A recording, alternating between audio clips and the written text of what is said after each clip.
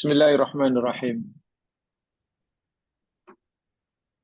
Alhamdulillahirabbil alamin. Wa bihi nasta'in ala umurid dunya waddin. Salatu wassalamu ala asyrafil anbiya wal mursalin.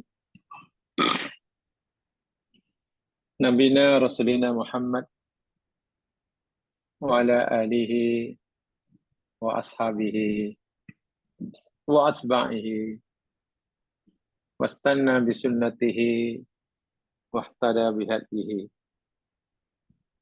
wasalaka ala tariqihi ila yaumil la raiba fi. Raditu billahi rabba wa bil islami dina wa bi Muhammadin nabiyya wa rasulah. Allahumma aslih lana dinana alladhi huwa ismatu umurina wa aslih lana dunyana allati fiha ma'ashuna wa aslih lana akhiratana allati fiha ma'aduna waj'alil hayata ziyadatan lana fi kulli khair waj'alil mauta rahatan lana min kulli syarr. Ya Allah, ya Tuhan kami, perbaikilah bagi kami agama kami yang ianya menjadi pelindung segala urusan kami. Perbaikilah bagi kami dunia kami yang di dalamnya tempat penghidupan kami. Dan perbaikilah bagi kami akhirat kami yang ianya menjadi tempat kembali kami kelak. Dan jadikanlah kehidupan ini, ya Allah, mempunyai nilai tambah kebaikan bagi kami. Dan jadikanlah kematian kami kelak sebagai rehat dan kebebasan kami daripada segala keburukan. Amin ya rabbal alamin. Jemaah yang dirahmati Allah sekalian, insyaallah kita akan teruskan siri kajian kita terhadap doa yang saya bacakan tadi. Doa yang selalu dibaca oleh Rasulullah sallallahu alaihi wasallam yang dalam hadis bersumber daripada Abi Hurairah yang diriwayatkan oleh Imam Muslim dalam kitab sahihnya. Di dalam doa tersebut, Rasul sallallahu alaihi wasallam memohon kepada Allah 5 perkara. Nomor 1 dan nomor 2 telah kita pelajari minggu lepas. Baginda memohon agar Allah Nasiah kena remove by the host, dia kata. She cannot get. She cannot get.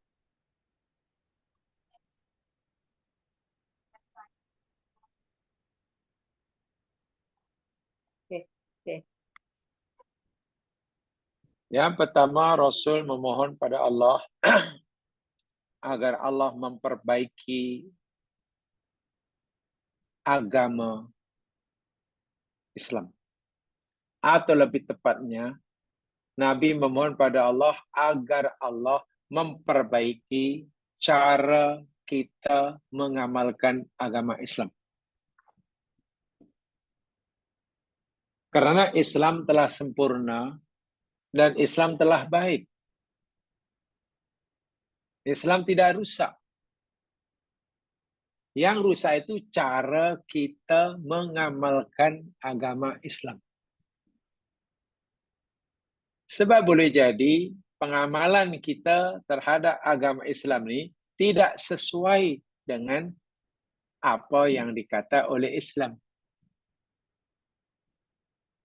Ada banyak kesalahan di sana sini, dan itulah yang Nabi suruh kita memohon kepada Allah agar Allah perbaiki cara kita mengamalkan agama Islam yang benar ini.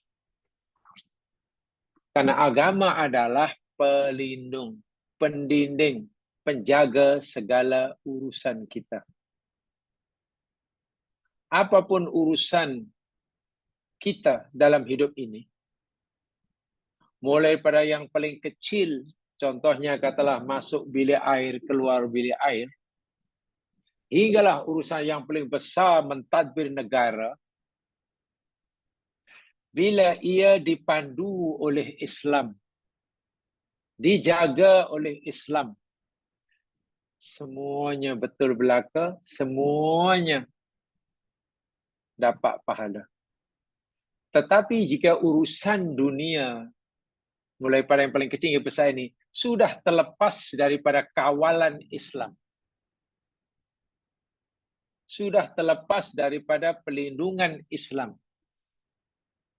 apapun urusan yang kita lakukan hanya akan membinasakan kita.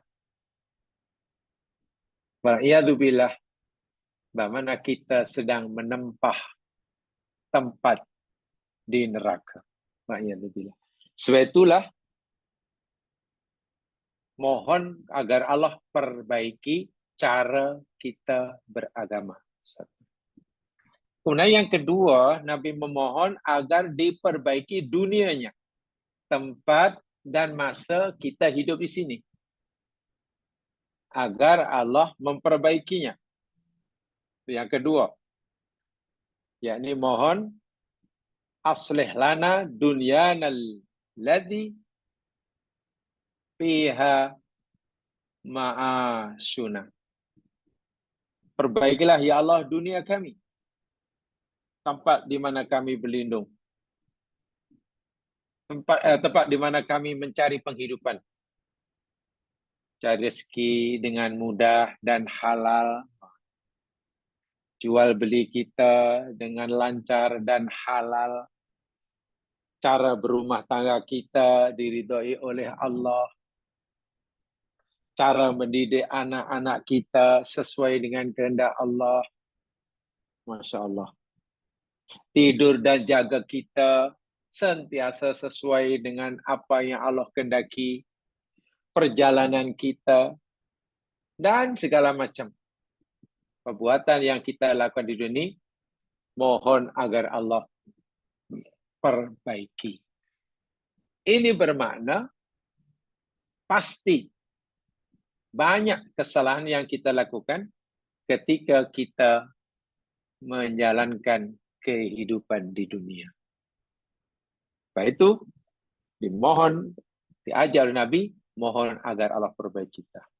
Dua telah kita pelajari minggu lepas, sekarang masuk apa permohonan Nabi yang ketiga, apa yang Nabi ajar kita untuk memohon pada Allah yang ketiga. Lihat notanya. Yang ketiga, wa aslih li akhirati allati fiha ma'adi. Itu yang ketiga. Wa aslih, dan perbaikilah ya Allah oleh Engkau, li bagiku, akhirati akhiratku, allati fiha ma'adi, tempat yang akan menjadi tempat kembali kami. Ya Allah, perbaikilah akhiratku, tempat kembali kami nanti. Percaya atau tidak, suka atau tak suka, berani atau takut, pasti manusia akan kembali ke akhirat. Nah, sebelum kita kembali ke sana, Allah melalui nabinya menyuruh kita agar Allah membantu kita memperbaiki tempat tinggal kita di akhirat. Mohon kepada Allah agar Allah memperbaiki atau memberikan kita keadaan yang baik di sana, tempat yang baik di sana. Masya Allah. Kedudukan yang baik di sana. Itu permintaan kita. Tapi ingat, ini hanya doa menggunakan melalui mulut. Dan tentu Allah tidak akan kabulkan permohonan kita jika kita hanya mohon melalui lidah. Apa yang kita pohon melalui lidah, hendaklah kita nyatakan, kita wujudkan, kita terjemahkan melalui amal perbuatan. Bila kita mohon kepada Allah, agar Allah beri kita tempat yang baik di akhirat, keadaan yang baik di akhirat, ya mesti kita berusahalah mendapatkannya melalui amalan sekarang. Apakah amalan-amalan yang membolehkan kita layak mendapat tempat yang baik di akhirat? Kita lakukan sekarang. Apa perbuatan-perbuatan yang membolehkan kita nanti layak mendapatkan keadaan yang sempurna selesa di akhirat? Ya, kita kerjakan sekarang. Secara umumnya, dengan cara mematuhi apa yang Allah suruh dan meninggalkan apa yang Allah tegah. Jadi, cara kita mendapatkan tempat yang baik di akhirat, cara kita untuk mendapatkan kedudukan, keadaan yang baik di akhirat, kita mengusahakannya di sini dan kini. Apa saja perbuatan kita, jika ianya membolehkan kita nanti dapat tempat yang baik di akhirat, kita mesti lakukan seberat apapun. Seberat apapun. Sebaliknya, jika perbuatan yang kita lakukan ini akan mensengsarakan kita di akhirat, akan kita mendapat tempat yang teruk di akhirat, kita mesti segera tinggalkan. Walaupun kita mungkin amat sangat menyukainya. Jika perbuatan itu menyebabkan kita sengsara di akhirat, kita mesti tinggalkan walaupun kita menyukainya. Sebaliknya, apa saja amalan perintah yang dengannya kita akan mendapatkan kesenangan di akhirat, kita mesti lakukan seberat apapun. Sebab kalau kita hanya berdoa dengan mulut, dengan lidah, tetapi tidak selari, tidak sesuai dengan perbuatan kita, ya Allah tidak akan kabulkan dengan ucapan itu. Sebenarnya Allah akan berikan sesuai dengan apa yang dibuat oleh kita, bukan dengan sesuai dengan apa yang diucap oleh kita. Bahasa mudahnya beginilah. Setiap kita pasti mohon kepada Allah agar Allah masukkan kita ke surga. Pasti itu. Mohon agar Allah masukkan kita surga. Tetapi, jika orang itu dimasukkan Allah ke dalam surga hanya kerana dia minta surga, tak ada amalan yang bukan masuk surga. Saya yakin tak ada orang yang masuk neraka. Semua orang masuk surga jika setiap orang yang mintanya masuk surga. Walaupun tak beramal. Allahu Akbar. Setelah itu ada satu ayat, ya mas sekalian, tolong perhatikan bagaimana agar doa kita dikabulkan oleh Allah. Mohon kepada Allah agar akhirat kita itu diperbaiki oleh Allah. Dapat tempat yang baik, dapat keadaan yang baik, dapat teman-teman yang baik, suasana yang baik. Saya katakan tadi, masa dan tempat mencarinya di sini dan sekarang. Sambil kita berusaha, mohon pada Allah. Sambil kita berdoa, kita terus berusaha. Lihat firman Allah. Tolong dibuka Al-Qur'annya surah Al-Qasas. Lihat surah Al-Qasas ayat 77.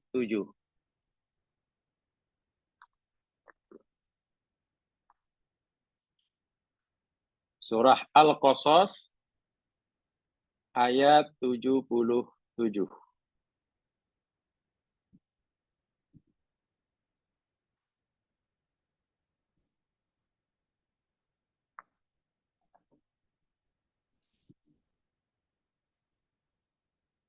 Ya, kalau sudah jumpa, saya bacakan. A'udzu billahi minasy syaithanir rajim. Wabtaghi fima atakallahu ad-daral akhirah. Wala tansa nasibaka minad dunya. Wa ahsin kama ahsanallahu ilaik. Wala tabghil fasada fil ard. Innallaha la yuhibbul mufsidin. Al-Qasas 77 yang bermaksud wabtaghi dan cari olehmu. Fima pada apa yang atakallah yang Allah telah berikan kepadamu. Apa saja yang Allah berikan kepadamu, gunakan oleh kamu untuk kamu mencari ad-darul akhirah. Masya Allah. Negeri akhirat. Ya mas sekalian, walaupun ayat ini sebetulnya Allah menceritakan nasihat yang diberikan oleh kaum Musa dan juga kaum Qarun yang baik kepada Qarun yang sudah melampaui batas. Qarun yang angkuh dan sombong dengan segala kekayaan yang Allah anugerahkan ini diingatkan, dinasihatkan, diberi nasihat oleh kaumnya, bukan oleh orang lain. Kata kaumnya, carilah, wahai Qarun, carilah oleh kamu akan kebahagiaan akhirat, kebaikan akhirat, tempat tinggal yang baik di akhirat, keadaan yang baik di akhirat. Melalui apa? Fima ataqallah. Pada apa saja yang Allah berikan kepadamu. Kamu boleh mendapatkan surga di akhirat dengan menggunakan kekayaan yang Allah berikan pada kamu. Bila kamu gunakan kekayaan, harta benda yang Allah berikan pada kamu itu di jalan Allah, nanti kamu di akhirat dapat surga. Kamu dapat tempat yang baik. Gunakan kesihatan kamu untuk mendapatkan kebahagiaan di akhirat. Korbankan kesehatan kamu, korbankan waktu kamu, manfaatkan kekayaan kamu, kepintaran kamu, melakukan amalan-amalan yang membolehkan kamu mendapatkan kebahagiaan, kesenangan, kebaikan akhirat. Ini yang pertama. Jadi ayat ini Yasin Allah memberi kita garis panduan. Bahasa mudahnya beginilah, saya gunakan bahasa yang paling mudah, mulut bahasa kita lah. Kita berdoa, ya Allah, perbaikilah akhirat hamba-Mu ya Allah. Berilah hamba ini tempat yang baik di akhirat ya Allah. Keadaan yang baik, makan minum yang baik, kawan yang baik. Lalu Allah kata, betul kamu minta kebaikan di akhirat, tempat yang baik. Benar ya Allah. Benar ya Allah. Lalu Allah jawab, kalau betul-betul lah kamu nakkan akhirat kamu tu baik, tempat yang baik, aku boleh bagi, tapi ada syaratnya. Kamu mesti cari, bukan hanya minta. Aku boleh berikan pada kamu, tapi dengan syarat kamu mencari. Bukan minta aku terus bagi. Ya Allah, macam mana ya Allah cara mencari kehidupan yang senang di akhirat? Allah jawab, gunakan, manfaatkan setiap rezeki yang aku berikan pada kamu. Kesehatan ke, waktu ke, umur ke, kuasa ke, harta benda ke. Apa sajalah. Manfaatkan, gunakan oleh kamu mencari kehidupan akhirat. Artinya apa? Gunakan, manfaatkan segala nikmat yang aku berikan pada kamu itu di jalanku. Sesuai dengan kehendakku. Aku tak bagi kamu rezeki yang banyak untuk berfoya-foya. Untuk memenuhi selera. Bukan. Itu bukan cara betul untuk kamu dapat akhirat yang senang. Aku bagi kamu kesihatan, kata Allah, bukan untuk kamu bersukaria dengan kesihatan. Melakukan kerja-kerja lagu. Itu cara yang salah. Kamu tidak akan mendapatkan akhirat yang bahagia. Aku bagi kuasa pada kamu, aku bagi macam-macam. Tapi kalau semua itu kita gunakan untuk melakukan amalan yang disukai oleh Allah, ya Allah akan kata, ya nanti aku akan bagi. Nah, akhirat kamu tuh senang nanti. Tempat tinggal yang baik, makanan yang baik, ya surga lah. Jadi surga itu memang Allah tawarkan kepada kita, ya sekalian. Kita minta pada Allah, minta surga pada Allah. Allah tawarkan surga pada kita, itu betul. Tetapi Allah tidak berikan surga pada mereka yang hanya meminta tapi tidak berusaha mendapatkannya. Itu poin dia. Kalau sekarang meminta, ya semua orang minta. Tapi kena usaha di sini. Mengorbankan, menggunakan, memanfaatkan segala nikmat yang Allah berikan untuk beli surga. Dimanfaatkan untuk melakukan amal soleh. Itu satu. Karena kita masih hidup di dunia, perlu itu, perlu ini, perlu makan, perlu kendaraan, perlu itu. Allah kata, walatan sanasi baka minad dunia. Sambungan ayat. Walau bagaimanapun, kamu jangan lupakanlah habuan kamu di dunia. Walaupun aku suruh kamu gunakan rezeki yang aku berikan padamu untuk mencari akhirat, infak sabillah, tapi aku tak larang kamu menggunakannya untuk kepentingan dunia kamu. Untuk makan, untuk minum, untuk beri tempat tinggal, untuk kendaraan, silakan. Boleh. Aku izinkan, kata Allah. Tetapi fungsi utama, fungsi terpenting nikmat-nikmat yang aku berikan pada kamu.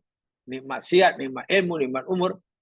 Itu adalah modal untuk kamu mendapatkan surga. Adapun di dunia itu, ya hanya sampingan. Allah kata, walatansa. Tapi peranan dan fungsi utama, nikmat yang Allah berikan kepada kita, termasuk umur dan waktu, yakni untuk kita dapat mendapatkan surga. Kita gunakan untuk mendapatkan surga. Itu fungsi utama. Bahwa kita perlu makan, iya. Perlu minum, iya. Perlu punya rumah, iya. Perlu kendaraan, iya. Allah kata, boleh. Tapi itu bukan fungsi utama nikmat yang Allah berikan kita di dunia. Bukan. Bukan. Sebab itu Allah hanya jangan lupa. Wala tansa. Ibarat kita katalah suruh anak pergi pasar raya, Nak, kau beri pasal ayah nak. Belanja dapur, orang dapur.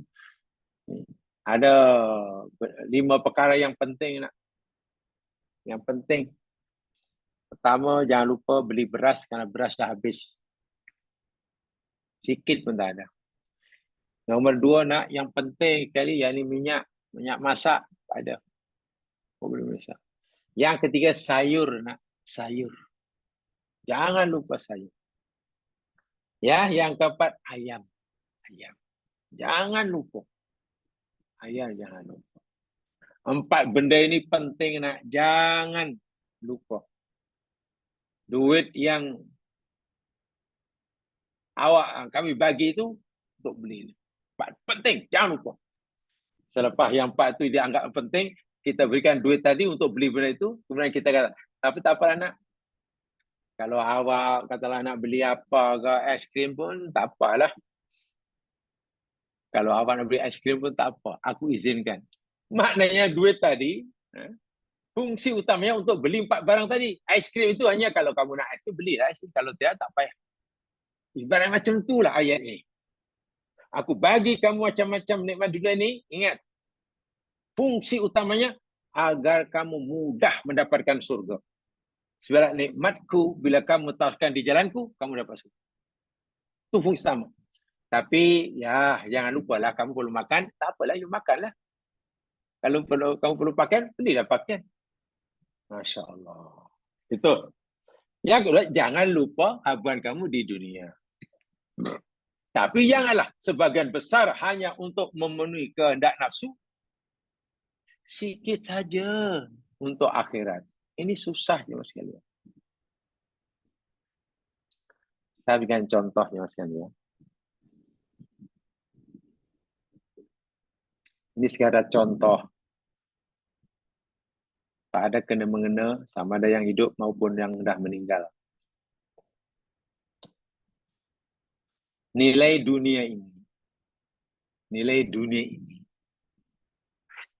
Katalah wang ringgit lah. Wang lah. Duit lah. Nilainya boleh naik, boleh turun, boleh mahal, boleh murah.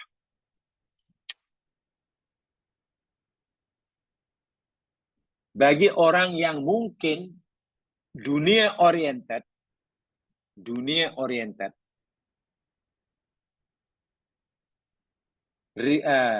duit itu adalah terlalu murah nilainya. Tapi yang apa namanya, yang bukan akhirat oriented, orang yang dunia oriented dan bukan akhirat oriented, duit itu terlalu mahal, terlalu murah nilainya. Untuk dunia terlalu murah, untuk akhirat terlalu mahal. Sana bisa satu contoh. Ini cerita kawan. Karena duitnya banyak, jadi sentiasalah berpeluang berjalan-jalan. Melancong sana, melancong sini. Quran kata, ya tak apalah. Melancong. 5 benua sudah pergi. Asia sudah pergi, memang orang Asia. Australia sudah, Afrika sudah, Eropah sudah, Amerika Utara sudah, Amerika Latin pun sudah. Wah, jelajah kota-kota metropolitan di dunia. Sempatlah mungkin sarapan pagi di sebuah restoran mewah. Mungkin di California. Mungkin. Nah, tengah menjamu buah-buahan. Mungkin di kafe terkenal. Mungkin di New Zealand. Mungkin. Ketika orang itu makan. Mungkin seminum, secawan, kopi. Segelas orange juice. Dan seketul kek atau apalah. Mungkin karipap lah. Tiba-tiba kan jumpa masakan Melayu karipap. Jumpa masakan Melayu, nasi lemak. Wah, nasi lemak. Di Los Angeles. Wah, sedap sungguh akhirnya makan di situ. Secawan kopi, teh, dan dengan nasi lemak. Wah, itu makanan harian di rumah. Kali suruh bayar bulan semana berapa ni cawan ringgit? Oh, ya, dua ini cuma ada 50 US dollar lah. Murah. 50 US dollar. Murah. Ini Los Angeles. Murah. Secawan kopi, sebungkus nai lemak. 50 US dollar. Murah. Murah. Walhal 50 US dollar itu sudah berapa itu? Sudah 200 ringgit kan? Murah, tak apa. Ini Los Angeles. Bukan senang, boleh minum sarapan pagi tempat macam ini. Tiba-tiba nilai 200 ringgit lebih itu kecil. Untuk dunia kecil. Saya itu senang melakukan. Senang. Kemudian mungkin pergi ke tempat rekreasi, hiburan. Ingin naik roller coaster. Mungkin mencoba mungkin bungee jumping. Bungee jumping 100 meter lalu. Nah, itu nak rasa macam mana jantung nak keluar. Nak rasakan macam mana rasanya bila jantung nak keluar. Macam saya nak mati dah. Try juga. Bukan murah tiketnya. Tiketnya berapa ni nak rasa? Bungee jumping ni. Ya, lebih kurang 800 ringgit. Tak apa, beli. Sekali seumur hidup, 800 ringgit. Nak rasa, tu, jatuh. Kenapa 800 ringgit masa murah? Hanya untuk mencoba tadi. Macam mana nak rasa jantung keluar. Kenapa tiba 200 ringgit, 250 ringgit terasa kecil? Ketika berada makan pagi, secawan kopi, nasi lemak di Los Angeles. Nilainya kecil kan? Sikit kan? Sebab itu senang. Tapi ketika pergi masjid, adalah kotak amal lalu depan Jumaat. Berapa agak-agak yang masuk ke kotak amal? Itu akhirat. Kalau umpamanya terambil daripada kocek 100, apa banyak 100 mana tadi yang 10 tadi mana? Cari mana yang not 10 ringgit. 100 baginya mahal. Terlalu banyak untuk masukkan 100 ringgit. Apalagi masukkan 800 ringgit. Nak masukkan 800 ringgit hari Jumaat. Jangan. Kenapa masuk kotak amal jariah di masjid? 800 ringgit terlalu mahal. Sehingga tak jadi. Sementara untuk beli tiket nak rasa bungee jumping, rasa murah. Itukah yang kita yang perlu yang kita lakukan sedang kita minta surga? Begitulah yang sekalian manusia ni. Bila ia untuk akhirat, tiba nilainya sangat besar. Jangan besar. Banyak, jangan. Tapi kalau untuk kesenangan dunia, murah belaka. Murah aja semuanya. Masya Allah. Betul-betul menyalahi firman Allah ini. Iya. Allah kata rugi. Kenapa kamu jadi bakhil bila berhadapan dengan peluang masuk surga? Tapi kenapa kamu menjadi dermawan begitu murah?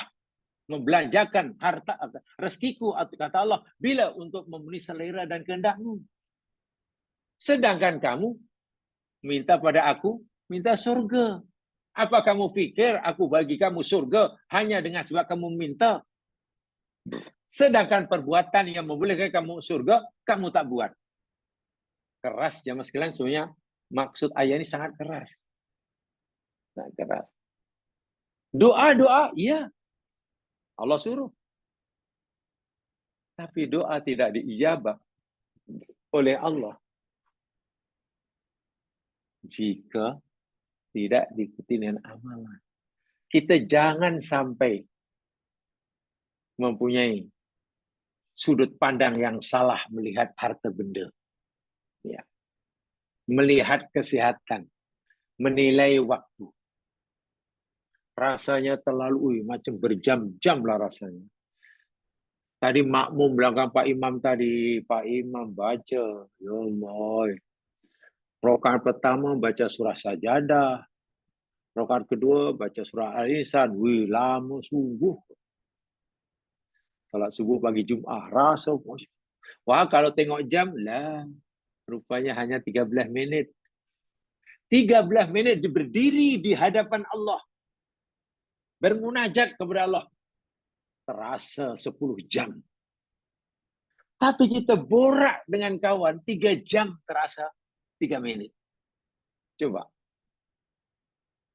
Bukankah kita maknanya menggunakan nikmat Allah ni selalunya lebih banyak kita gunakan untuk urusan kesenangan kita di sini daripada untuk menempah surga yang kekal abadi di sana. Ini yang perlu kita perbetulkan. Ini yang perlu kita luruskan. Karena sebanyak manapun yang kita gunakan nikmat Allah untuk memuaskan kemauan kita di sini, ia hanya bersifat sementara. Esok lusa kita tinggalkan ini. Dahlah kita tinggalkan, tak lama, tak kekal, nanti di akhirat kita dipertanggungjawabkan. Sementara banyak ataupun sikit yang kita gunakan dari segi Allah ini untuk membeli surga, itu keuntungan yang besar. Mampu beli surga dengan sedikit karena rezekinya sedikit, sila. Mampu beli surga dengan harta yang banyak karena Allah beri harta yang banyak, sila. Mampu solat malam karena sehat untuk dapatkan surga, silakan. Karena tak mampu solat malam karena kesehatan tak mengizinkan, hanya berbaring. Ya sila saya baring sambil istighfar. Surga juga. Sakit, berbaring hanya astagfirullahaladzim. Ya Allah, astagfirullahaladzim. Ya Allah, la ilaha illa anta subhanak inni kuntu minadh dhalimin. Lagi sabar. Surga juga. Karena tak mungkin nak qiyamul lail seperti kawan yang lain. Dia tak sehat. Yang sehat mungkin dengan qiyamul lail. Yang sehat mungkin dengan baca Al-Quran. Yang sehat. Setiap kita diberi peluang untuk membeli surga sesuai dengan kemampuan kita masing-masing. Tetapi realitinya, kita ini jemaah sekalian, kita mesti mengaku, masih banyak kesalahan. Rezeki yang Allah berikan pada kita,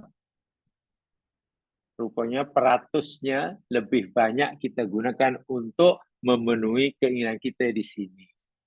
Kalau kita buat audit lah, ya mungkin peratusnya besar tuh untuk di dunia. Yang untuk akhirat, ya kadang 9. Ini rugi, sangat-sangat rugi. Itu maksudnya. Wa asin kama asanallahu ilaik. Berbuat baiklah kamu sebagaimana Allah sudah berbuat baik kepada kamu. Allah bagi macam-macam pada kamu.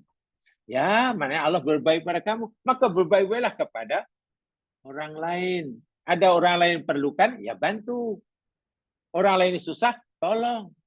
Bukankah ketika kamu susah, minta tolong pada aku, kata Allah, aku bantu. Kamu lapar, aku bagi makanan. Kamu dahaga, aku bagi minuman. Kamu susah, aku beri kesenangan. Nah, aku sudah berbuat pada kamu, maka berbuat baiklah kamu kepada orang lain. Allahu Akbar. Jangan kamu minta aku berbuat baik pada kamu, jangan kamu hanya mau aku tunaikan hajat kamu, tapi keperluan orang lain, hajat orang lain. Orang yang minta tolong pada kamu, kamu tak nak tolong, walhal kamu mampu. Tak boleh lah. Kamu mau aku tolong kamu, kata Allah. Tapi ada hamba aku yang susah minta tolong pada kamu, kamu tak nak tolong. Walhal kamu mampu. Itu bukan jalan ke surga. Kamu ingin surga, tapi perbuatan kamu tidak menghantar kamu ke surga. Wala tabghil fasada fil ard. Jangan kamu buat rusak di muka bumi. Wah, Masya Allah. Luar biasa itu ya. Jangan buat rusak di muka bumi. Innallaha la yuhibbul mufsidin. Ini cara untuk kita mendapatkan surga, yakni buat tempat di cara kita untuk tempat yang selesa di akhirat, rumah yang baik di sana, keadaan yang baik di sana, nikmat yang di sana, buat tempahannya di sini dan sekarang. Dengan apa kita buat tempahan? Sampai kebaikan di akhirat dengan menggunakan apa saja nikmat yang Allah berikan kepada kita. Paham ya? Itu maksudnya. Sebab itulah jamaah sekalian, Allah Subhanahu wa taala apabila ia memberikan kepada hambanya dunia kepada hambanya, maka hamba itu sewajibnya, semestinya mencari apa yang Allah sediakan baginya di akhirat dengan menggunakan rezeki yang Allah berikan itu. Akhirat itu Allah akan berikan pada kita, tapi dengan cara kita membelinya atau menukarnya dengan dunia yang Allah berikan pada kita. Tak baik macam mana Allah. Allah sediakan akhirat buat kita. Ya. Allah bersedia memberikannya buat kita. Betul. Lalu Allah kata, ya bagaimana ya Allah untuk dapat ini? Kita tanya, Allah jawab, ya tukarlah akhirat itu dengan dunia yang aku berikan pada kamu.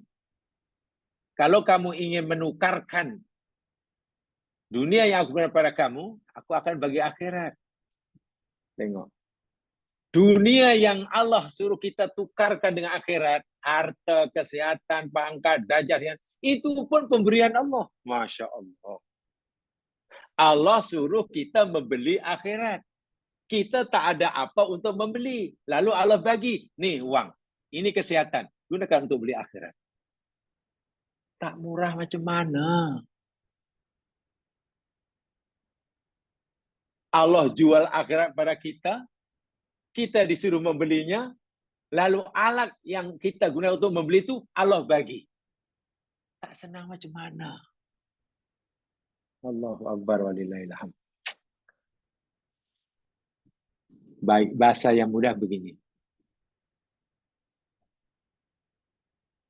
Allah bagi kita dunia dan isinya percuma.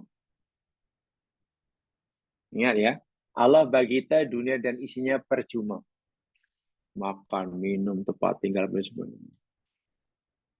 Lalu Allah kata, jika kamu pinjamkan semua itu pada aku, kata Allah, aku akan gandakan. Aku akan gandakan bayar baliknya berganda-ganda. Mari kita lihat ayatnya. Supaya kita mudah memahaminya. Lihat firman Allah Subhanahu wa taala.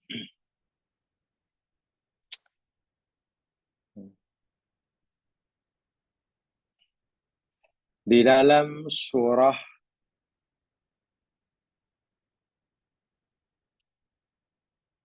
Al-Hadid.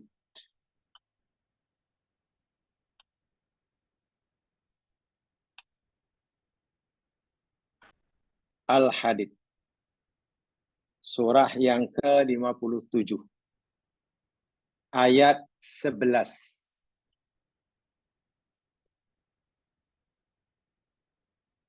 Surah 57 ayat 11.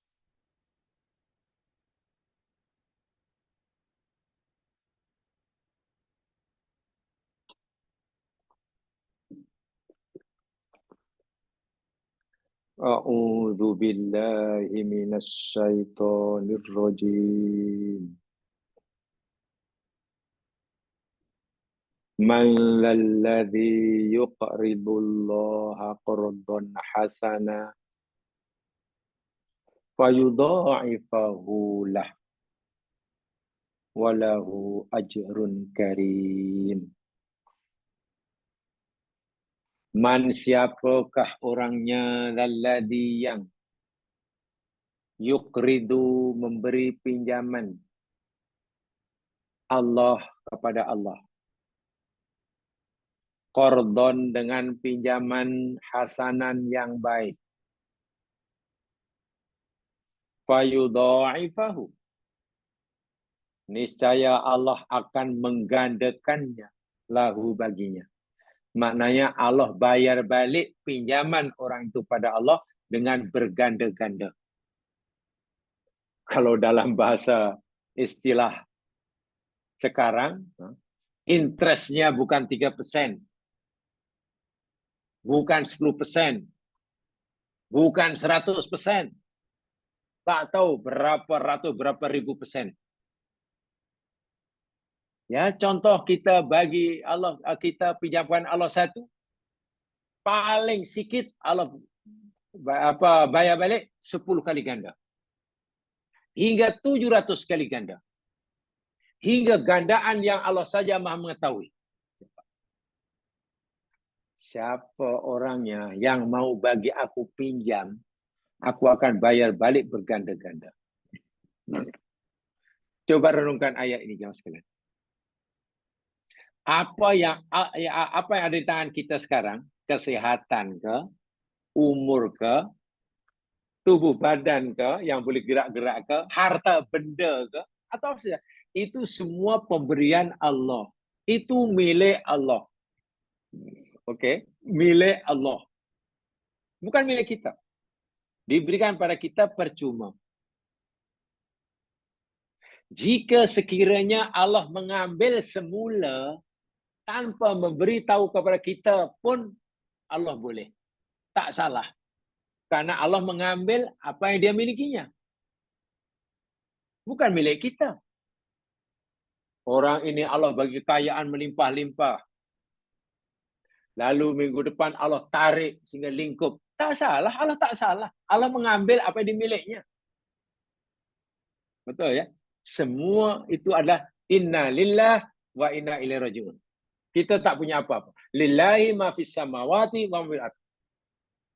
Milik Allah lah segala yang di langit dan di bumi. Betul? Jadi karena itu milik Allah, Allah berhak mengambil. Walaupun tanpa pemberitahuan. Tapi di sini tengok bahasa yang Allah gunakan. Hei kamu manusia, siapa saja dan kamu yang mau meminjamkan kepada aku. Allahu Akbar. Harta yang aku berikan pada kamu itu, kalau kamu pinjamkan kepada aku akan bayar balik berganda-ganda. Tengok, Allah menggunakan kalimah meminjamkan. Yukridu. Qardon. Qardon itu pinjaman. Qardon. Mungkin jadi bahasa Inggris kredit juga. Qardon, kredit. Kan sama bunyinya. Qardon, kredit. Kenapa Allah gunakan meminjamkan? Walau bila Allah ambil pun boleh. Ini betul-betul Allah merayu kita ibaratnya. Orang seperti Abu Bakar As-Siddiq yang imannya sangat kuat, meyakini betul bahwa dunia dan isinya ini milik Allah, termasuk dirinya itu dimiliki oleh Allah, membaca ayat seperti ini pasti menangis karena malu. Ya Allah, kenapa engkau kata bila aku pinjamkan, kau tak payah pinjam, ya Allah, ambil sajalah. Ambil saja karena itu milikmu, ya Allah. Kenapalah engkau kata pinjam? Situ Abu Bakar bagi macam air, macam angin. Memberi itu macam Nabi Muhammad mencontohi nabinya. Nabi ini seorang yang sangat dermawan. Apalagi bulan Ramadan. Belanjakan semua, dipulangkan di jalan Allah. Abu Bakar pernah memberikan seluruh hartanya dalam peperangan Tabuk. Saya Abu Bakar, malunya lah, ada Allah yang memiliki, segala boleh pinjam pula. Tak ya Allah, aku pinjam, tak bagi semuanya. Orang munafik yang baca ayat ini, akhirnya tergerak hatinya untuk infak. Karena orang munafik tergerak, ya Allah, engkau kata bila kamu pinjam, ini pinjam tu, ya Allah, aku bagi balik tu. Iya, aku pinjam. Tak murah macam mana? Allah suruh gunakan rezeki ini di jalan Allah, kesehatan di jalan Allah, masa di jalan Allah. Nanti Allah kepulangkan kita berganda-ganda. Sebab Allah kata, aku pinjam, bukan aku minta. Wah, bila Allah minta, ambil pun tak salah. Tak cukup Allah bagi balasan berganda-ganda, walahu ajrun karim. Allahu Akbar, 2 balasannya. Dan bagi orang itu ganjaran yang sangat mulia atau yang melimpah-melimpah. Yakni surga lah. Inilah cara yang Allah tunjukkan untuk agar supaya doa kita kepada Allah, ya Allah, perbaikilah akhirat kami, tempat tinggal kami nanti, ya Allah. Allah akan berikan tunaikan hajat doa kita. Syaratnya kita mesti berusaha. Kita beli akhirat dengan dunia yang Allah berikan pada kita. Karena memang dunia ini mazra'atul akhirah. Allah berikan macam-macam pada kita di dunia ini untuk memudahkan kita mendapatkan surga. Kita boleh bersedekah, mendapat pahala dengan harta benda kita. Kita boleh buat banyak kebaikan karena kita beri kesihatan. Kita boleh diberi banyak kebaikan karena kita ada ilmu. Kita boleh buat macam-macam pertolongan pada orang soleh karena kita ada kuasa. Coba kalau itu dijadikan alat untuk membeli akhirat. Betapa senangnya orang kaya raya dapat surga, orang sehat dapat surga, orang berilmu dapat surga, ahli kuasa dapat surga. Bahkan orang yang tak sehat, dia tak ada ilmu, dia tak ada harta, terbaring di katil hospital, pun boleh beli surga. Dengan apa? Dengan sabar. Dengan mohon ampun, istighfar, dosa terampun, masuk surga dia. Itu yang dimaksudkan, cari oleh kamu negeri akhirat dengan apa saja yang aku berikan kepada kamu. Jadi, ketika Allah memberikan kita dunia dan isinya, sudah sewajarnya kita menjadikannya dunia itu untuk kita jadikan alat untuk mencari kebaikan yang ada yang Allah sediakan di akhirat. Tidak hanya untuk melampiaskan, memuaskan kehendak nafsu diri sendiri. Walaupun Allah kata, jangan lupa makan minummu, tempat tinggalmu di dunia. Tapi ingat, sebagian besarnya adalah kamu manfaatkan untuk mendapatkan akhirat kamu. Ini bermakna antara akhirat dan dunia ini, jangan sekalian, dua tempat yang boleh dibezakan, tapi tak boleh dipisahkan. Tidak mungkin orang mendapatkan kesenangan di akhirat dan surga tanpa terlebih dahulu hidup di dunia. Tanpa memanfaatkan segala di dunia untuk kehidupan akhiratnya. Jadi, laisa hunaka dalam bahasa Arabnya, laisa hunaka tariqun mustaqilan li husnil jazaa'i fil akhirah. Di sana tidak ada jalan yang berdiri sendiri untuk mendapatkan kebaikan balasan di akhirat. Tak ada. Tidak ada. Wa tariqun akhar mustaqilun li tahaya isolahil hayati dunya. Dari sini juga ada jalan yang berdiri sendiri untuk mendapatkan kebahagiaan dunia. Tak ada. Kalau kamu nak ikut akhirat, ini jalan. Ini saja. Jangan bersentuhan dengan dunia. Kalau kamu nak kesenangan dunia, ini jalannya. Jangan campur adukan dunia akhirat. Bukan begitu, mah. Sebenarnya jalan itu Allah telah tetapkan, dan bila kita memilih jalan itu, dunia kita dapat hasanah, akhirat kita dapat hasanah. Orang bekerja karena Allah suruh bekerja, bertani, berniaga, berkebun, berjualan, apa sajalah bekerja. Dan pastikan kerjanya ini halal 100%. 100%. Pertama, orang itu akan mendapatkan apa yang diperlukan. Untung banyak. Keperluan hidupnya terpenuhi. Dapat dunia. Pada masa yang sama dapat akhirat. Karena ia melakukan kerja tadi, betul. So, mana dunia, mana akhiratnya? Susah. Ada seorang sahabat, Nabi berjalan dengan para sahabatnya, lalu jumpa seorang sedang bekerja rajin di kebunnya, tangannya pun kasar. Sahabat berkomentar, ya langkah baiknya lah kalau anak muda yang rajin kerja itu digunakan hidupnya untuk berjuang fisabilillah.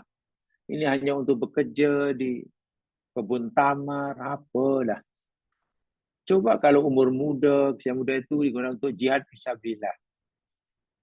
Nabi dengar komentar sahabat itu, Nabi tegur mereka.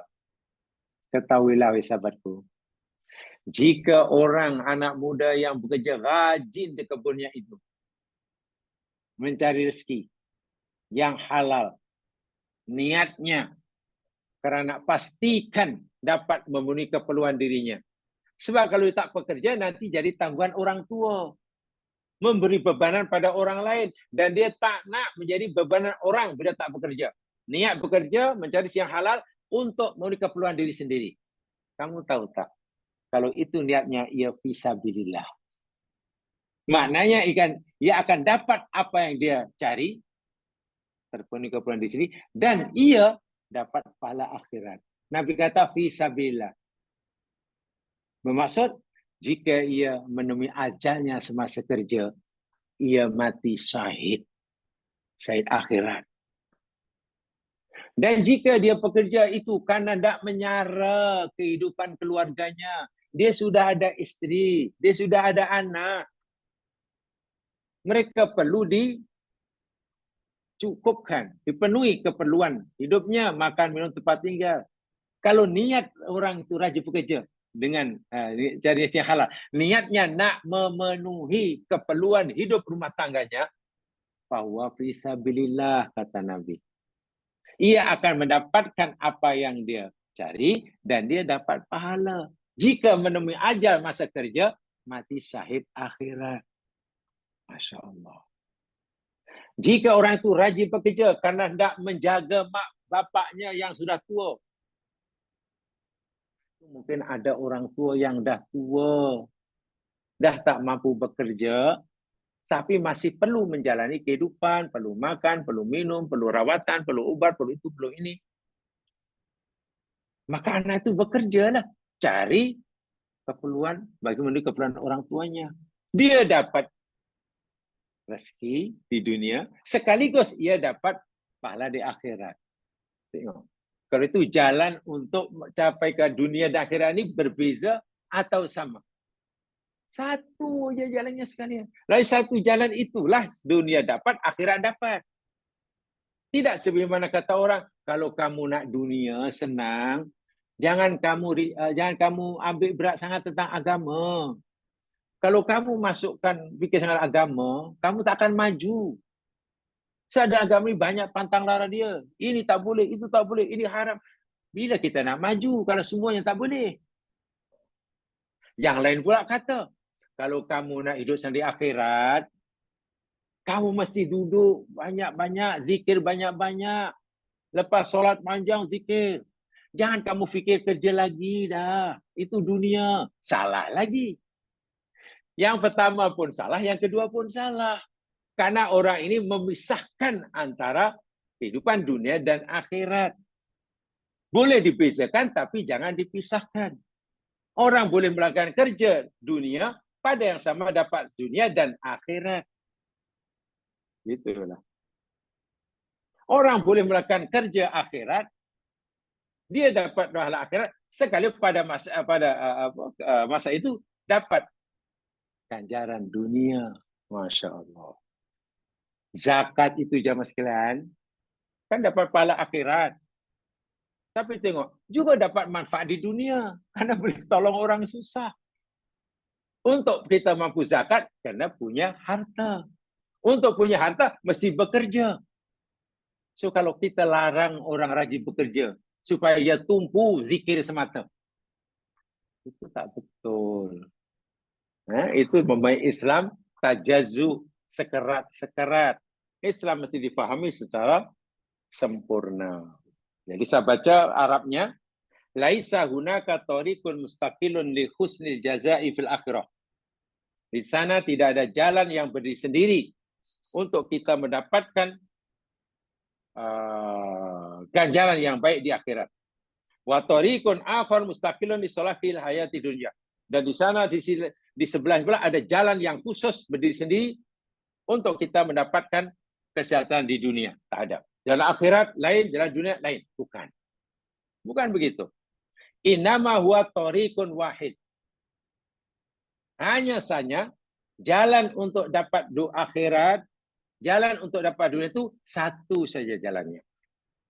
Dengan satu jalan itu, tasluhu bihi dunya wal akhirah. Dunia jadi hasanah, akhirat jadi hasanah. Mencari rezeki yang halal, niatnya karena nak tadi menyara kehidupan. Dunia dapat, akhirat dapat. Coba macam mana? Jadi bukan diasing-asingkan.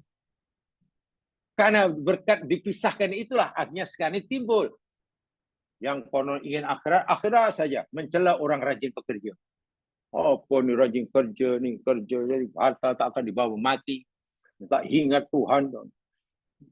Jam sekian masih belum balik. Dah maghrib belum balik. Ya kan dia sudah solat juga di ofisnya. Itu bagi yang cari jalan akhirat semata-mata. Yang dunia juga. Ini apa ni? Orang zikir, wirid, akhirnya tengok ekonomi orang Islam lemah, dikuasai oleh bangsa lain. Nak buat apa namanya surau kecil pun terpaksa meminta sedekah pada orang lain. Macam mana tu? Nak buat surau kecil pun terpaksa minta bantuan ke sana sini. Pasal tak punya apa-apa. Tak punya apa-apa kerana malas bekerja. Kata yang rajin bekerja. Yang rajin bekerja menyalahkan orang yang rajin wirid. Yang rajin wirid menyalahkan orang yang rajin bekerja. Padahal kedua-duanya tak betul. Kedua-duanya tak betul. Inilah kepahaman yang belum dapat difahami dengan sempurna. Sehingga, ya Allah, ya Tuhanku,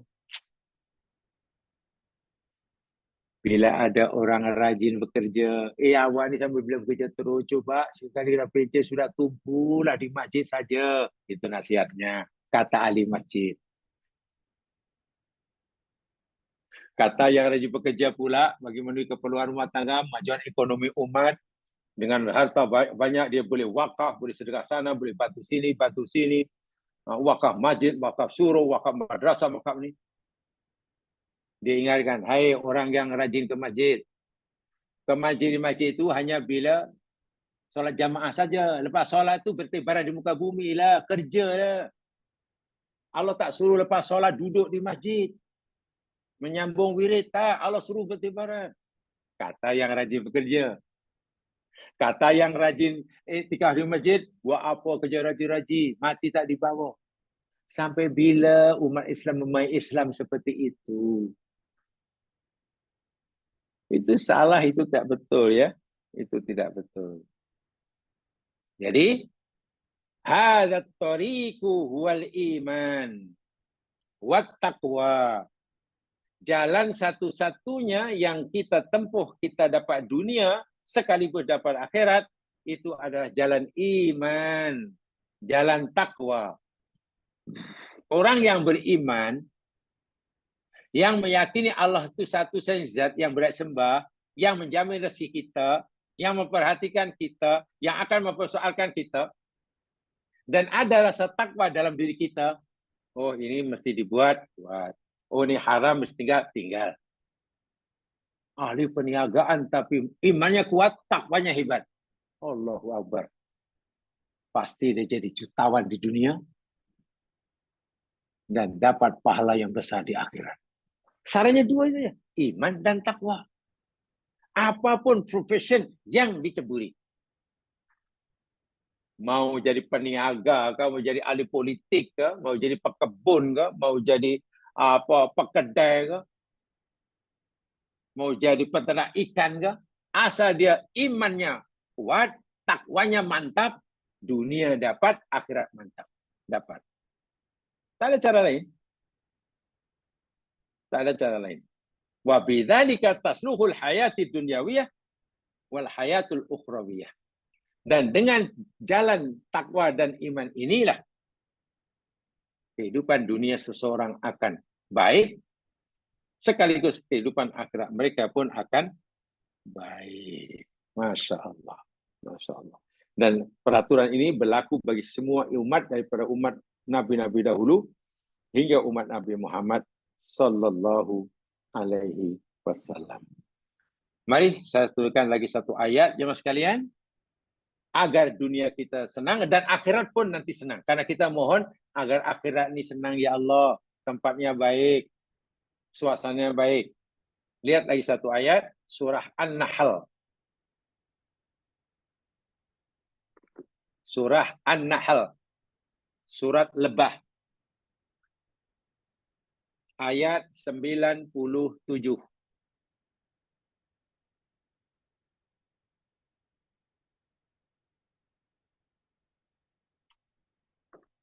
Surah Lebah ayat 97.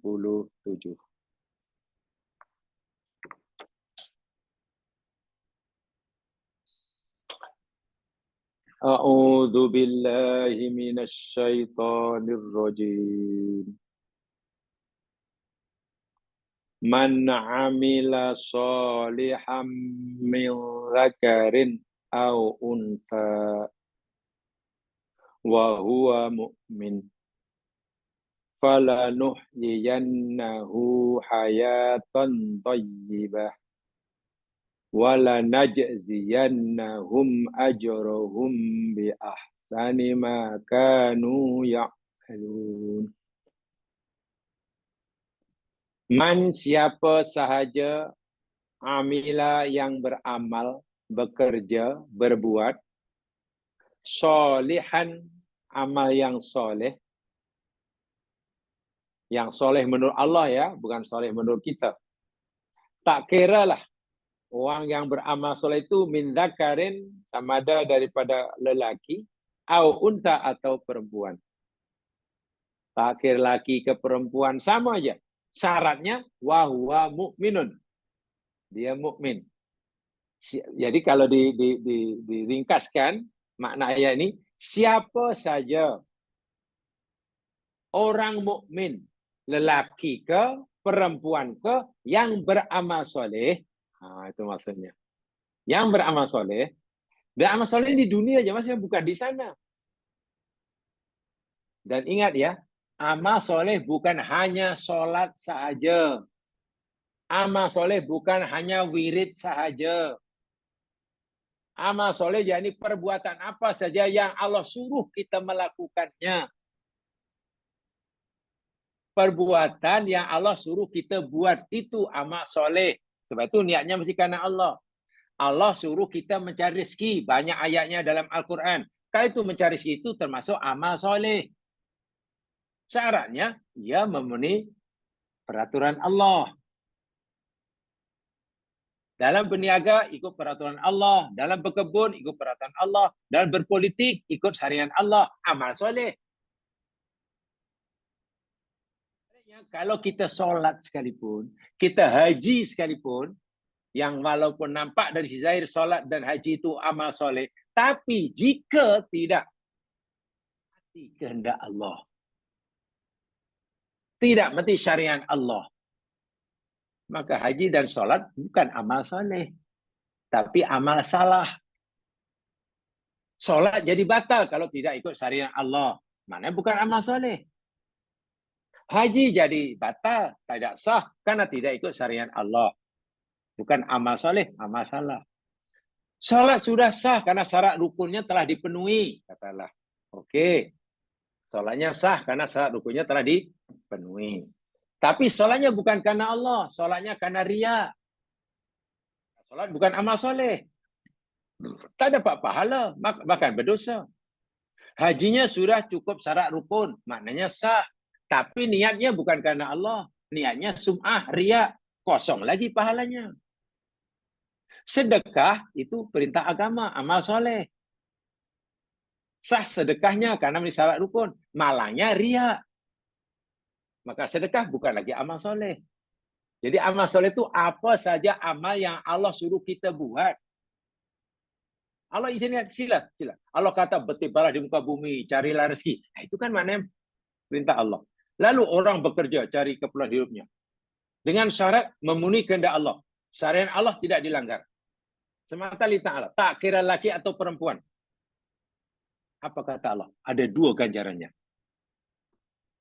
Ada dua balasannya. Yang pertama, falanuhyiyannahu hayatan thayyibah. Masya Allah. Falanuhyiyannahu hayatan thayyibah.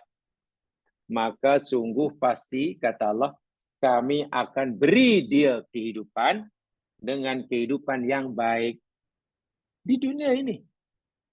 Karena dia rajin bekerja, jujur, amanah, tidak melaksanakan Allah, maka Allah bagi dia keuntungan banyak. Jadi senang.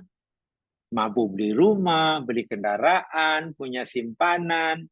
Masya Allah. Iya, hidupnya senang. Makan, minum cukup. Kalau sakit ada biaya untuk rawatannya. Hidupnya tenang. Di dunia pasti dapat. Berjaya. Syaratnya, dalam melakukan perintah Allah tadi mesti ada iman. Tuh, iman. Kerana Allah. Apakah orang itu hanya dapat kesenangan dunia saja, hayatan thayyibah? Oh tidak. Ada yang kedua. Wala najziyannahum ajrahum bi ahsani ma kanu ya'malun.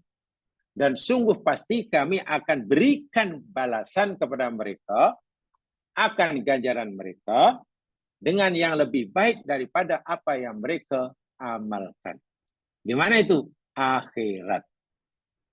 Apakah balasan Allah bagi manusia yang lebih baik daripada amalan mereka? Surga. Masya Allah. Dunianya baik, hayatan thayyibah. Di akhirat tempatnya pun baik. Surga. Kurang apa lagi lah. Ini yang dipohonkan oleh Nabi pada Allah. Ini yang Nabi ajarkan kepada kita untuk berdoa seperti itu. Dan setiap kita punya peluang yang sama. Setiap kita punya peluang yang sama. Untuk mendapatkannya. Untuk mendapatkannya. Tadi saya kata bahwa dunia dan akhirat ini boleh dibezakan tetapi tidak boleh dipisahkan. Itu Quran yang kata. Orang yang hanya tumpu akhirat dan tak nak dunia, tak betul. Orang yang konon nak cari akhirat dengan meninggalkan dunia, tak betul. Orang yang ingin berjaya senang lenang di dunia, meninggalkan akhirat, tak betul. Dua-duanya ini boleh dibezakan, tapi tak boleh dipisahkan. Amal dunia yang kita lakukan itu hendaklah punya akibat dunia dan akhirat.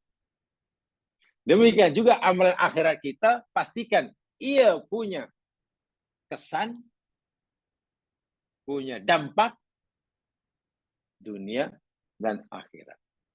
Mana contoh ayat yang menyatakan bahwa dunia dan akhirat ini boleh dibezakan tapi tak boleh dipisahkan. Dan itulah jalan dunia hasanah, akhirat hasanah. Lihat lagi satu ayat. Surah Al-Jumu'ah. Lihat surah Al-Jumu'ah.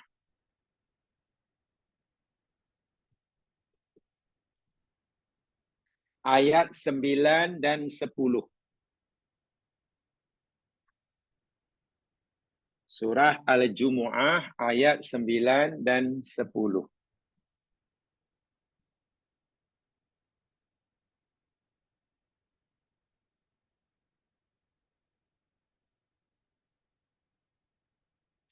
A'udzu billahi minasy syaithanir rajim.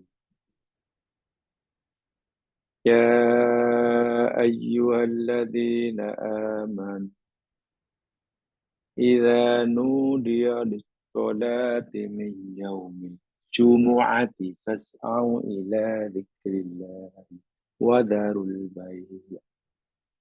Dzalikum khairul lakum in kuntum ta'lamun.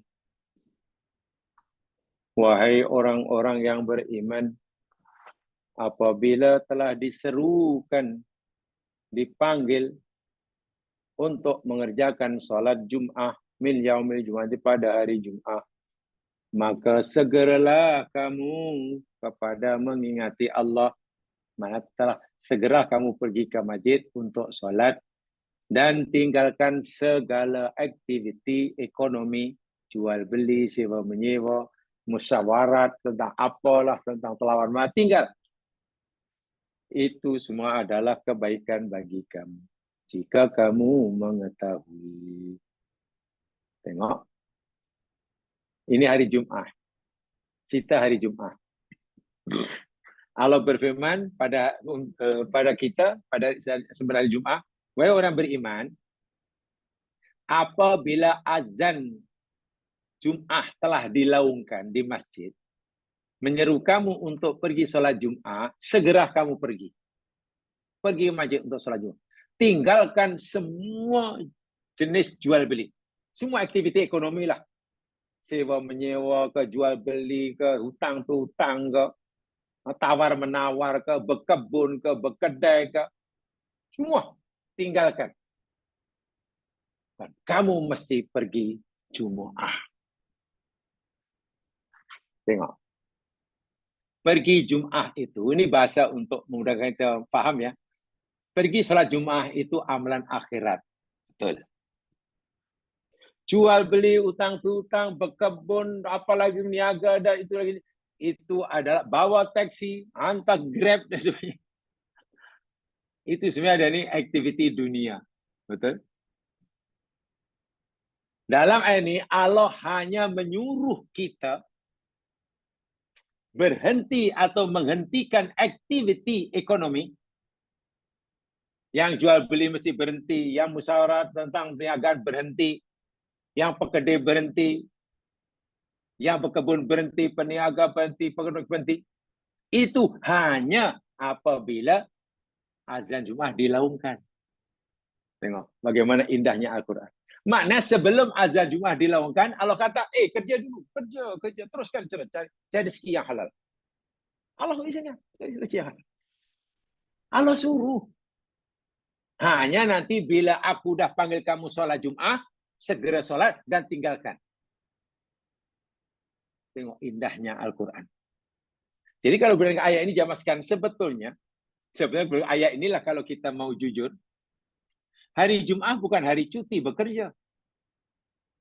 Saya pernah ditanya, mana yang lebih Islamik? Cuti hari Jumat atau cuti hari Ahad katanya.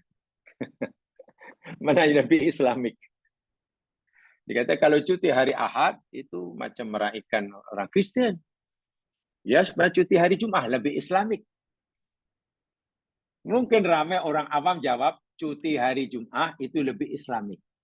Tapi kalau orang itu faham Al-Quran, sedikit mau belajar Al-Quran saja, mengatakan cuti hari Jumat itu Islamik, sebenarnya tidak tepat. Karena dalam Al-Quran ayat kita baca ini, hari Jumat pun bukan hari cuti bekerja. Bukan. Allah tak suruh cuti bekerja hari Jumat. Allah benarkan terus bekerja terus. Jangan cuti. Cari yang halal. Hanya nanti bila sudah azan Jumat dilakukan, tinggalkan.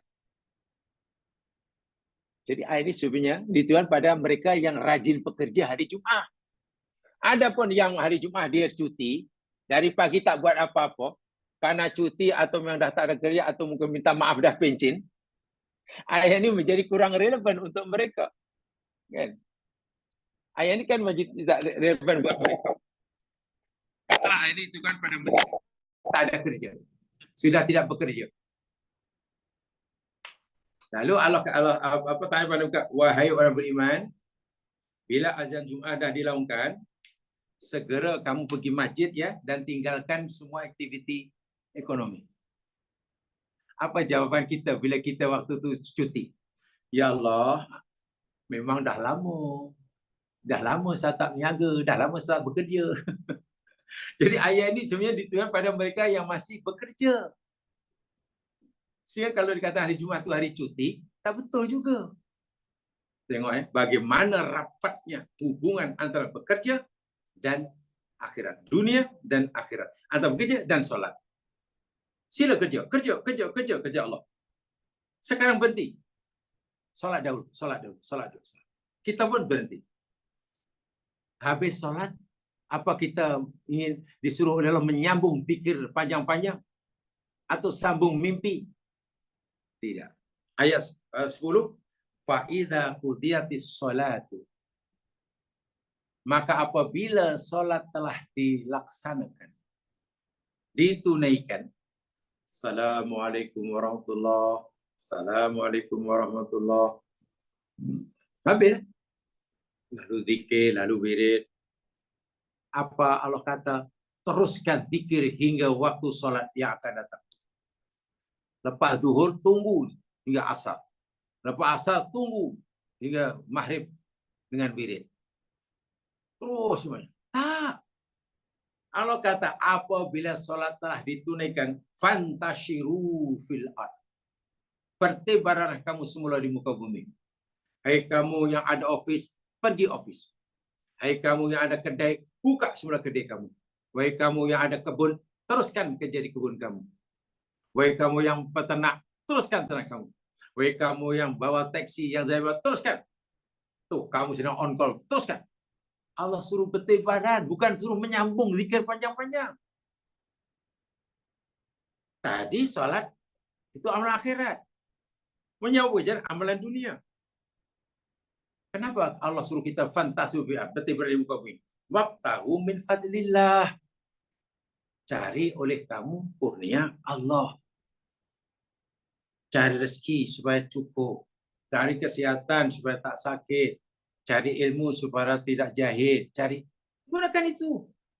Cari semuanya keperluan-keperluan yang kamu perlukan dalam hidup ini. Tapi jangan lupa ketika kamu mencari rezekiku, kata Allah, wadhkurullaha katsira. Hendaklah kamu ingat banyak-banyak pada aku. Ingat peraturanku. Bila aku kata haram, jangan buat. Bila aku kata wajib, buatlah.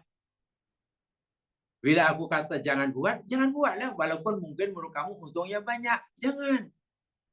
Buatlah yang ini karena yang halal. Dan kamu mesti buat. Walaupun mungkin untungnya sedikit. Itu maksud zikrullah. Sehingga kalau orang menepati jalan yang satu ini, jemaah sekalian, iman dan takwa ini, dunia hasanah, akhirat hasanah. Jadi doa Rabbana atina fi dunya hasanah wa fil akhirati itu tercapai. Allah akan memberikannya pada kita karena kita bukan sekadar meminta, tapi kita berusaha mendapatkannya. Islam itu agama yang indah, ya sekalian. Yang indah. Motivasi bekerja yang paling baik yang diberikan oleh Islam. Banyak company-company besar panggil pakar-pakar motivasi, motivator yang hebat tersohor daripada luar negeri. Bayaran bukan murah. Mereka bagi motivasi kita berdua ini bla bla bla bla. Sarah semua tentang kita mesti ada target sekian supaya kita syarikat kita maju ke sekian. Akhirnya pekerja ramai yang mengeluh dan stressful. Jika ia mencapai targetnya, wah bangga luar biasa. Dalam bahasa Arab bilangnya takatur. Bila gagal, sedihnya luar biasa. Karena yang motivate dirinya untuk bekerja itu tuntutan dunia.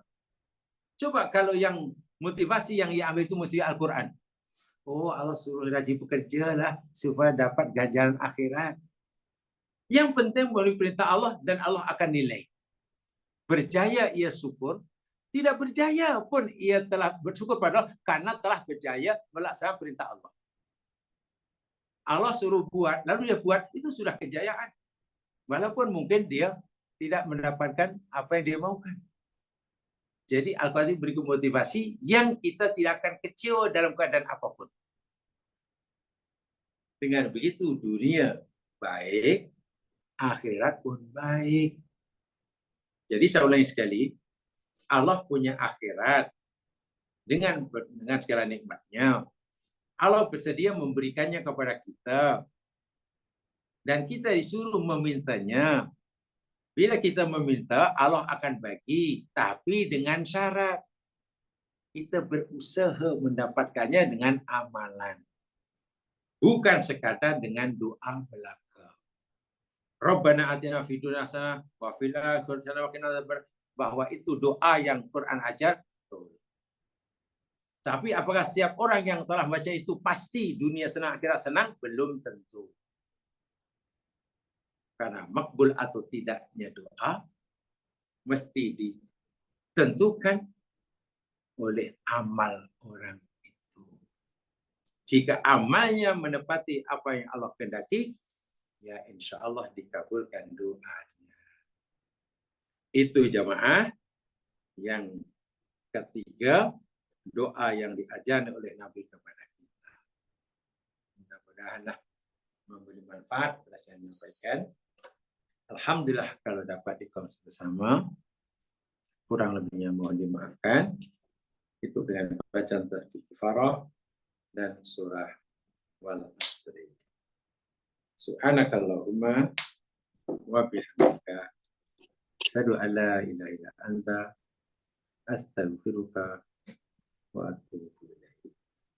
A'udzu minasyaitonir rajim. Innal insana lafi khusr illa alladziina aamanu was-solihaat tawaasaw bil haqq wa tawaasaw bis sabr. Assalamualaikum warahmatullahi wabarakatuh.